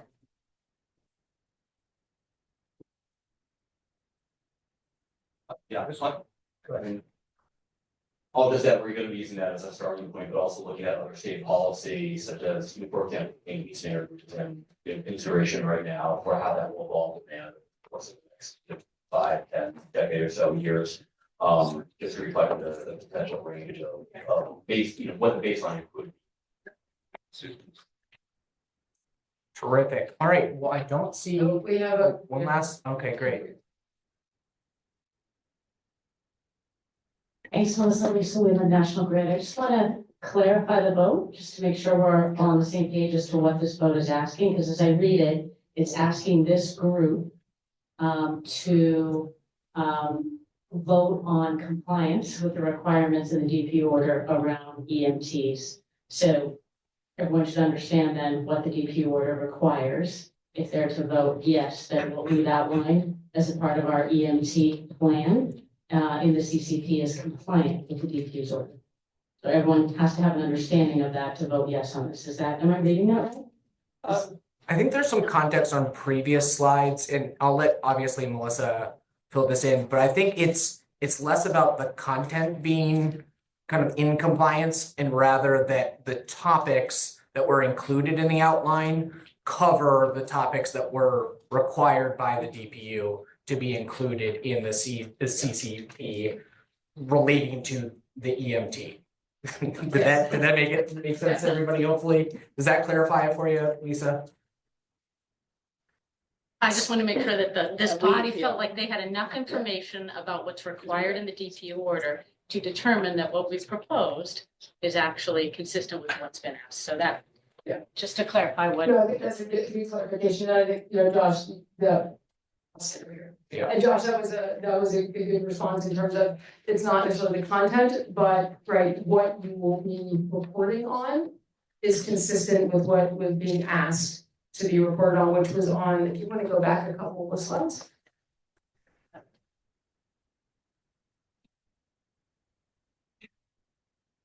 Right there. So that's kind of what was being asked. And so as we talked through in the fog, and as the LDCs proposed that outline and talk through what the different elements were, the fog as a whole determined or came to a consensus that yes, there was no feedback to the alternative. As a fog, the alternative, there was no one raised their hand to say it wasn't, and that felt like it was insufficient. Yeah, thank you for that, Melissa. But also again, that's sort of the outline and structure. The content is the content, and no one on the project is in the content today. So, I know everyone reserves the right to comment on the content once it's filed, but in terms of is there going to be the filing to contain the content for folks to comment on? I think that's what the policy said. Yes, we think you're headed in the right direction with the content you're going to include. We're going to obviously want to see the content. And hopefully everyone also was able to review the materials that were sent around at the time as well. So what we're gonna go ahead and do is take a vote on, again, two things, whether or not based on what you've reviewed, has been discussed today, whether or not the outline that was just presented is consistent in your view with the outline or the topics that should be included in the CECP relating to the Everett Marine Terminal. And then also whether or not we've sufficiently reflected the efforts of the FOG in the draft, whether or not that stakeholdering was sufficient, essentially. Is everyone clear on what we're voting on? Yes, we don't have to vote on that. Just want to see some head nods. Great. Okay, so we'll go ahead and start with voice votes in favor in person. All those in favor say aye. Aye. All those opposed, if you could turn your name tent sidewalk. Got that, Megan? Great. All right. Any abstentions? Person, we have one in the front. Two. Great. All right, and then we'll turn to those virtually. Anyone opposed, if you could use the raise hand feature. Seeing none, any abstentions? Online, we have one abstention online. You have that, Eli? Yeah, great, thanks, Wayne. All right, with that, the vote passes. Thank you everyone for the discussion. I think with that, we'll transition into and let Melissa provide a quick introduction. Great, well, thank you, everybody. I know, we've had a lot of discussion today. We're kind of in the quarter, we're nearing the end, we're almost at that fifth fog of the happy hour fog, so we're getting there. But I wanna take a moment, we have been joined by Secretary Rebecca Pepper, Secretary of Executive Office of Energy and Environmental Affairs. I know everyone in this room knows her, and so I think she's gonna come up and provide some observations and perspective, both on some of the discussions that we've had today, the meeting topics, as well as more broadly about where we're headed as a Commonwealth and the importance of the work of this group as we work to meet our climate and clean energy mandates. And she is. And you could stand right there because that's Right how there. everyone online can see you. Okay, Yeah. that's great, wonderful. No, it's not awkward at all. Good afternoon, everyone. Good to see you all here. Sorry I am late. I'm just coming back from the governor's announcement on the budget of the year. So if you have 5 hours to read it tonight, it's hot off the presses, and I'm sure it'll be very interesting. But really, though, it is a balanced and very forward-looking budget, and we're looking forward to working with the legislature on it and moving forward with all of our priorities for the next year. So I just wanted to talk just a little bit about some of the priorities we have over the next year and sort of comment a little bit on your work and how important it is for us to be hearing from all of you and how much we appreciate you being here with us on these numerous meetings. So, the governor made clear in her State of the Commonwealth that we have made significant progress in many areas over the past 2 years, and we will continue to move forward with urgency. And as you know, today has been quite a day. I'll tell you, it's been a lot going on. But it is all the more important as we sit here today that we continue to have leadership here in the state. And I just want to be clear that, our state has been a clean energy transition leader for years through many different federal administrations. That will not change. And we will, with all of your help, continue to lead. And I have no doubt that we're all committed to continuing to do that. So thank you for getting us to where we are today and for being a team with all of us and all the years that we all have worked together on this work. And we will continue to move forward with it. And this year is going to be a lot about implementation. I know that many of you worked on the 2024 climate legislation, and I really appreciate all the input and work that went into that. Particularly thank you to our legislators who really moved that forward. But this year is about implementing that law. And that means new permitting practices, new protocols from the DPU and the FSB, and clean energy infrastructure getting built. So last year we all worked together on siting challenges, and this year we're also going to focus on interconnection. Thinking that there is some more work we can do there to dismantle some roadblocks.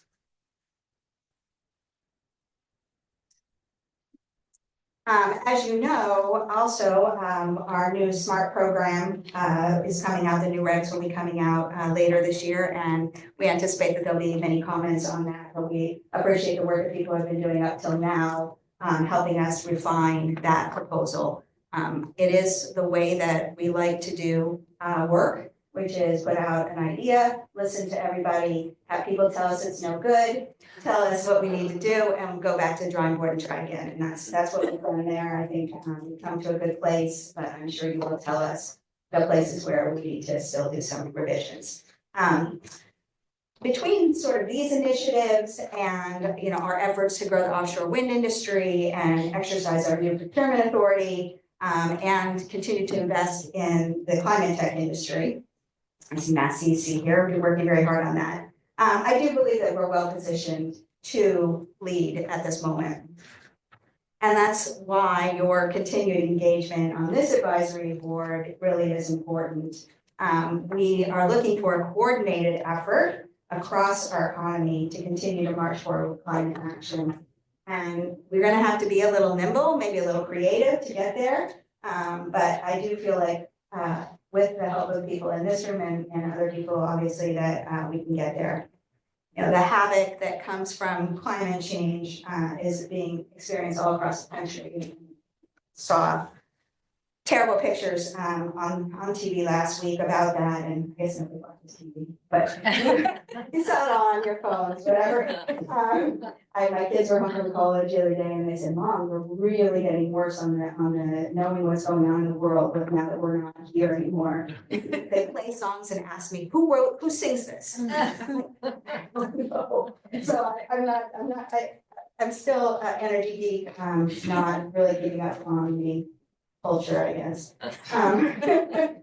But you know, I think the people in this room, more than any people, know the economic opportunity that there is in climate action. You know, there is a reason why Asia and Europe are investing and racing to build out their clean energy infrastructure. I think I read yesterday that China has 36 gigawatts already up of offshore. I think Europe maybe had 10, maybe Germany has 8. I mean, there's a reason why people are investing in these technologies.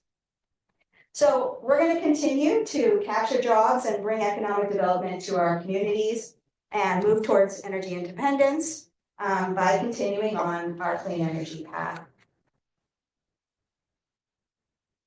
So this board, I know, is helping us tackle some of our toughest challenges, the transition away from ever decarbonizing the peak, reducing costs for ratepayers, and growing our economy at the same time. So, you know, we were able to tackle siting and permitting reform by getting in a room and hashing it out.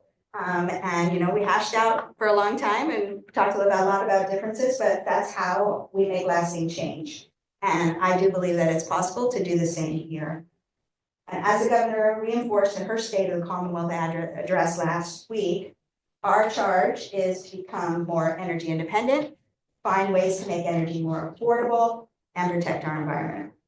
That's how Massachusetts will remain the best place in the country to live and raise a family.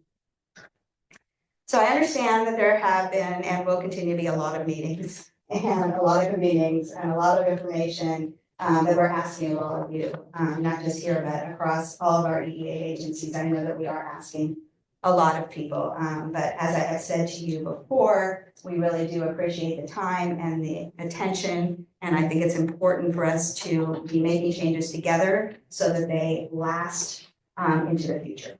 So thank you again, and I will turn it back to the Secretary. Thank you.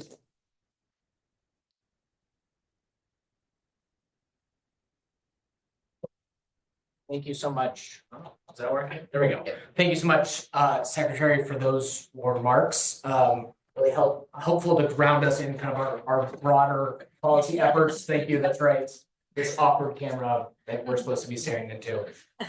Great. So to wrap up the day, we want to talk about kind of 2 different buckets of new things that we want to put before you. The first is, as promised at the outset, a group of 4 new advisory board members, 2 of which would be filling positions that are already pre-assigned, and so they're just new faces to this group, not adding a capacity to what was imagined. And then 2 new faces and positions that we're proposing and we'll take a vote on. And then the second one is also to bring up an idea for a potential new focus area working group that would really be focused on, pun not intended, making sure that we set up the right environment and criteria so that we can capitalize on the economic development opportunities we have before us, particularly after the Mass Leads Act last year, and making sure that we're putting, have the right criteria and conditions in place so that new businesses can come to Massachusetts, new climate tech businesses, new life science businesses, and that we can really hit the ground running. I almost moved out of the camera again. So those are the 2 things that we're going to put before you. We're going to wait until the very end to take a vote. So I'm going to turn it over to Melissa first to talk about the 4 new board members, and then we'll immediately dive into the proposal for the new focus area. Thanks, Josh. And I don't think we need to take much time on this because I think particularly for the proposed new members, they're pretty familiar with lots of people in this room. So first, just want to welcome Vivian Lee and Michaela Krishnan to the board. As Josh said, they had received advice previously, were unable to make the first advisory board meeting. So here they are. Thank you for joining today. You can read a little bit about them there in your pre-reads, but obviously, you know, they are going to provide a lot of expertise, a lot of insight, and really good advice to us going forward. What you'll be voting on today is proposed new members. These members actually have been proposed to join by other advisory board members around the room, so thank you for raising them. So two things, I think folks know Zainab Agabi as the executive director of HEAT. And she's going to provide a perspective that I think while others in the room have some insight on, given her background in thermal energy networks, geothermal, the work that she's done today, I think provided really great perspective. We heard it in one of the questions that she asked. And then we're also looking to add Amy Longsworth as the executive director of the Boston Green Ribbon Commission. She's been doing a tremendous amount of work similar to the work we're doing here, but in Boston, pulling people together to talk about how Boston can move forward with its decarbonization efforts, particularly around grid modernization and that utility coordination between gas and electric. So both of them are proposed. Their bios are in your pre-reads for more information, but as Josh said, we will vote on them at the end. Yeah, Not yet. Great, so we're gonna move on to talking about the proposed focus area working group, which hopefully folks saw the document that Melissa circulated yesterday as well, that provided a little bit of context, but if not, no worries, we will be going over it right now. So as I just laid out and we've heard a couple of times throughout the day, is that Massachusetts is really focused on growing its economy by expanding and attracting businesses across multiple sectors, right? So climate tech, life sciences, we heard for folks that paid close attention to the state of the Commonwealth, AI and data centers on that list. And so we're really making sure that we're attracting the right businesses that are aligned with our clean energy and climate goals. However, for folks that have worked kind of with the interconnection process or have ever tried to connect a new load to the grid, you know that that process is very involved for good reason. It's really important, and the utilities will back me up on this, to ensure the safety and reliability of the system. And so there's lots of steps that are involved that are complex and can be very involved. However, certainly that can present a barrier for customers and businesses that are looking to expand in the Commonwealth. And certainly it is often not aligned with that time frame for the interconnection of new load, can often not be aligned with the time frame that new businesses have for making a decision on whether or not to move to a state like Massachusetts, or conversely, Ohio or North Carolina. And so several advisory board members have already kind of flagged for us the importance of the nexus between energy transformation and economic development in the Commonwealth. I don't know, before we move to the next slide, if you have anything to add to that. So, great. The next slide. So one of the things that has actually been flagged in a couple of areas, first by in a report by the Boston Consulting Group, but also by members as something that's been done in other states, which is to have pre-identified electric-ready sites that could address these barriers, right? You've already identified often kind of brownfields that have existing capacity, or that the utilities are working to build out the capacity there, and really using that as a signal for companies as where to develop, right? So if we identify areas in the Boston area, in the Worcester area, in the Springfield area, where you're already ready to go with the grid capacity, and we have ideal sites based on all of our other kind of climate and energy policy goals and land use goals, right? Around making sure we're using the right parcels of land in the Commonwealth. So this also ties in nicely with a lot of the work you heard the Secretary mentioned, that this year, one of the areas of focus for EEA is trying to unpack and really address in a meaningful way and both in a meaningful and comprehensive way, some of the existing barriers to interconnection. This we see as fitting nicely into that work. And really to give you a framework for what we're trying to address, there's really three buckets, and that's not on the slide, but was in your pre-read, is first kind of making sure that we have the right policy framework to make sure we're avoiding the interconnection barriers that we've seen to date. I think folks that are in the solar development industry know over the last 10 plus years that we've had some barriers to connecting those resources to the grid. And so making sure that we have the policy levers and framework in place so that in the future we're avoiding those barriers and the lack of grid capacity to accommodate those resources and new load. The second category we see is really there are certain customer experience and other kind of bottom up feedback that we're receiving about the customer interconnection experience, and really taking that customer input to heart and focusing on ways that we can collaboratively work with this group, the utilities, with others to really provide more resources and a streamlined experience for customers looking to interconnect. And then the third bucket is thinking about nearer term technical obstacles or tweaks that could be made to the interconnection process to also help energize and make more efficient the interconnection process. So that's kind of a high level framework, those three buckets of where we're focusing at EEA and the kind of different areas that we're categorizing these work streams that we're prioritizing over the next year. And so you have listed up here. It's not just a random list. Hopefully everyone can kind of in your minds map those three buckets that I just mentioned to some of this work, including for folks that are kind of in these working groups already, the long-term system planning process, and which addresses the first bucket, as well as thinking about load projections around our electrification goals, both for transportation and buildings, et cetera. So I'm not going to go through the list. The one really important thing to highlight, though, most of these, in fact, all of the ones that are listed here, have some sort of pre-existing stakeholder group to really get input from on a regular basis and to vet the solutions and the work that's being done by EA and others on these fronts. But currently, we don't have a stakeholder group around clean energy ready development zones.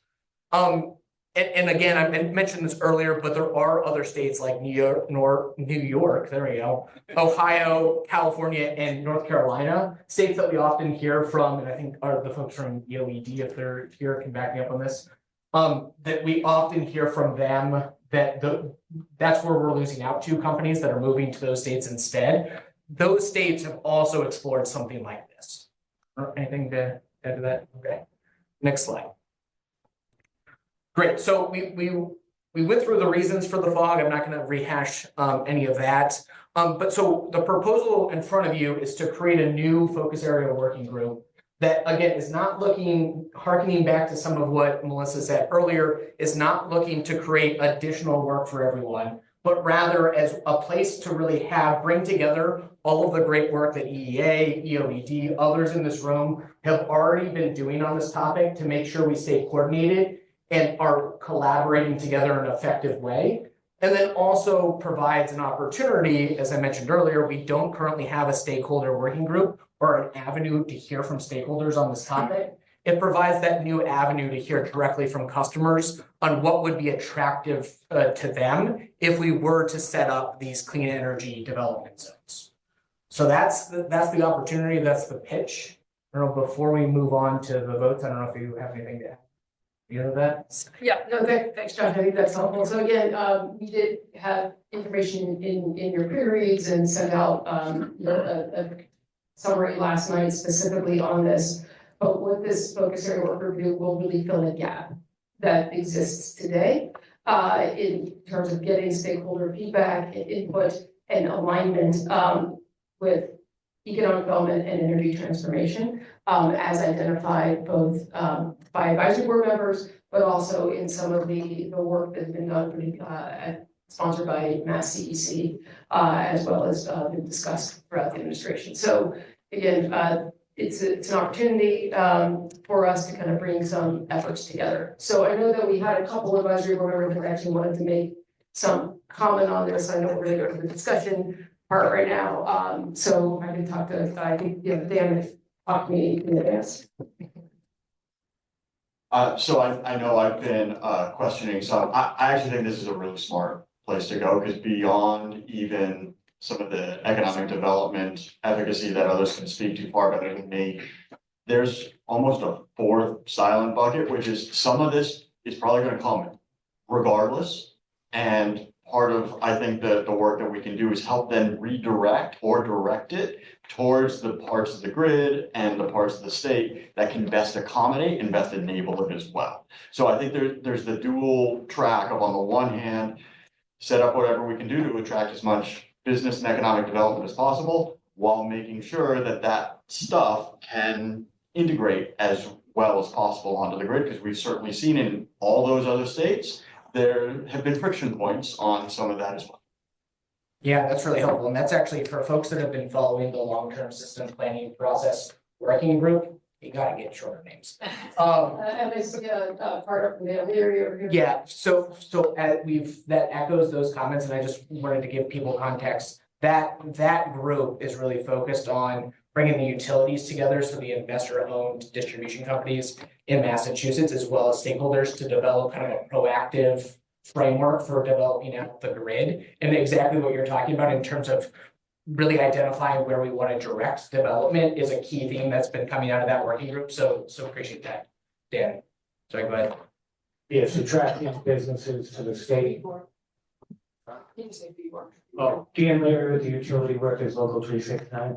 Attracting new businesses to the state, being prepared for those businesses to come in, and the technology that they'll bring with them. We need to build the grid, we need the resiliency, and we need to get this work done. Important. Thank you for that. And I see two hands online. I was gonna go to, let's do Brooke, and then we can do Mike. Thank you. I just want to echo that I think this is really important. You know, we see it AIM all the time, and I know we've had discussions even just within the last few weeks about various businesses that are thrilled, as you mentioned in the presentation, with all the great investments that are coming through the Economic Development Bill and others, but are, you know, cannot expand, cannot grow, and are really being stymied by sort of the timing. And so I think this is really important. And I think it will amplify the other great work that has already been done. And I know JD had to leave, but I know the roundtable feels the same way. Great, thank you. And then Mike and then Ashley. Yep, Mike and then Ashley. Very good, thank you. As instructed, Michael Monahan, I'm the Vice President of the International Brotherhood of Electrical Workers. My district is actually the 6 New England states, which coincides with ISO New England. And my job is to manage all the IBEW local unions within New England. The IBEW is a multifaceted organization with workers manufacturing, generation, transmission, distribution, nuclear, submarine, electricians, railroad, and construction. So in my opinion, the clock is ticking very fast. And if we continue on the current path, it's great what's going on. But having one of the highest electricity costs and red tape in the country, we will continue to lose employers and jobs to states with lower rates and less bureaucracy. I commend Governor Haley, Melissa, for attempting to tackle this important issue to our environment, and as we're talking now, our economy. That's what we do for a living. We don't cut grass for a living. We are definitely not attracting employers as much as some people believe, especially employers who have high energy demands. We're losing out on growing industries. For instance, the IBEW currently has 2,000 members who work for Raytheon in Massachusetts. In 1986, we had over 15,000 working for Raytheon. People know Raytheon does a lot of things. Most of it's military. That's where our people work. So these jobs weren't lost due to NAFTA, due to China being allowed into the World Trade Organization. These are being moved around the country, mostly Arizona, where they have a lower electricity costs. Everyone's heard of the new phenomenal AI technology. There's an explosion of these data centers. And as the point mentioned earlier, there's 2 closed nuclear facilities in the United States that are being restarted. 3 Mile Island and Palisades, and I think it's in Illinois. But there's not a single new data center or AI data center being planned in Massachusetts. We don't have the electricity, and it's too expensive. What we have costing the state jobs and property taxes. These centers would employ tens of thousands of our members and others in the building trades, and it's just bypassed Massachusetts and New England. Thanks to President Biden, we have the CHIPS Act. Manufacturing is coming back to the US, but there's not a single chip plant planned or under construction in Massachusetts. And we're the tech hub of the country. As with data, there's currently tens of thousands of construction jobs under construction currently, and we don't have any of them. Another new economic engine is EV battery plants.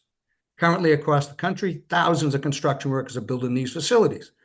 We don't have a single plant planned in Massachusetts, again, due to our electricity shortage, costs, and infrastructure. So I commend this. I'm very glad to be participating in this, but it is passing us by. We know there was just an inauguration the other day, and how that impacts clean energy, we'll wait and see.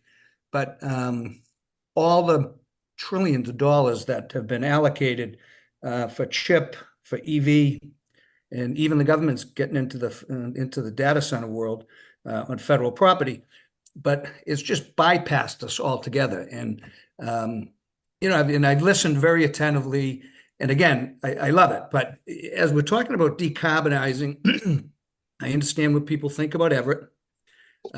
Let's get rid of Everett. Right now, as I speak, 41% of our electricity is coming from natural gas, 18% from oil, where it's usually nothing. And I think nobody would disagree. Oil's 30% dirtier than gas. 2% is coming from coal. We don't have enough electricity. So Sorry to interrupt. I want to be mindful of time, and we have a couple Okay, more sorry. people. I want to, if any last, like, one last sentence? You Yes. wanna leave us with? It sounded like some of the work that we've been talking about to increase efficiency, reduce costs would be welcomed overall, but you're flagging kind of broader concerns. Is that fair? Yeah, the others are very good. This, what we just talked about, the economic piece of it, I think is the most important piece. I appreciate that. Thank you very much, and sorry to have to move on. No problem. So we have two in person that I see and two online. We're gonna cap it at that. So let's move on to Vivian first. To go, but I just want to echo everything that Brooke just said, and thank you so much for all of the work. I'm sorry we have a 4 o'clock budget briefing, but Thank you. Thank you so much for considering me as a potential new member. The only thing I'd like to add is that there's been no public announcement of my relationship with the Park Foundation. So for now, if you could just update that. Oh, great, thank you. And just for everybody's awareness, the person that chimed in there was Ashley from Undersecretary Silva from EOED. So we'll go in front, and then we'll let Mary have the last word online. And I would ask for Coach Donahue and Mary to speak for like a minute. That's great. Thanks. John Walkie with Green Roots, and just, this is a great idea, the additional working group. We want to make sure that, the problems you're addressing are ones that a lot of people across the Commonwealth have been stuck with. So it would be good to see that there's a definite component here of equity, that we're making clear that this sort of greased skid zone for moving this stuff forward is going to benefit more than just some out-of-state company coming in with an AI center, but that there would actually be maybe addressing some of the concerns in communities that have had deficient infrastructure for a while. Yeah, and That's a great add, and as you consider the mission, et cetera, and the scope of work, we can make sure we're adding all that. Yeah, and the only thing I'd add to, part of the discussion to date has also been making sure that the communities that have these new resources, also the folks that live there, benefit from the jobs that it's created. So last but not least, Mary. I'll be quick. I'll be quick here. It's possible to have economic development without equity. So I live in a gateway city, and I hope that will be a factor. So thank you. Yeah, absolutely, Mary, and I think that line as well, with John's comment as well, so we'll make sure we incorporate that as we build this roadmap. Awesome. So we'll move on to voting. We'll do it in 2 rounds. We'll first vote to approve the addition of the proposed new members. All those in person in favor say aye. Anyone opposed? Stare at you very long. No one's opposed. Abstentions? All right, moving online. Anyone opposed? Please raise your hands. Any abstentions? All right, seeing none, welcome to the new members. Great, and then last but not least, we want to vote on the creation of this new focus area working group. All those in favor in person, say aye. Aye. Anyone opposed? Turn your name card sideways. Abstentions? You threw me for a loop there, Dan. All right, seeing none, online, anyone opposed?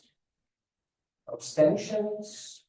Great, with that, the new FOG is created. We will meet tomorrow. No, just joking, just joking. Thank you, everyone. All right, so I'm not gonna really spend a lot of time with this. We will be sending out minutes and a summary where we'll highlight the takeaways and share those with folks. I know we are at time. And we will be having an advisory board meeting in March. The focus really will be on financing the transition and decarbonizing the peak. We'll be talking about the phase 2 work and where we are at that point in some of the assessment phase.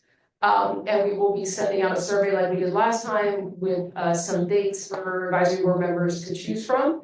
And then we'll try to settle on a date sometime in the next couple weeks so that you can get that calendar. So again, I want to thank everybody for all the engagement, for the questions, for the input, the feedback, and for the ongoing participation, both the advisory board, but all the work that your organizations are doing in the workers as well. It matters, it's making a difference.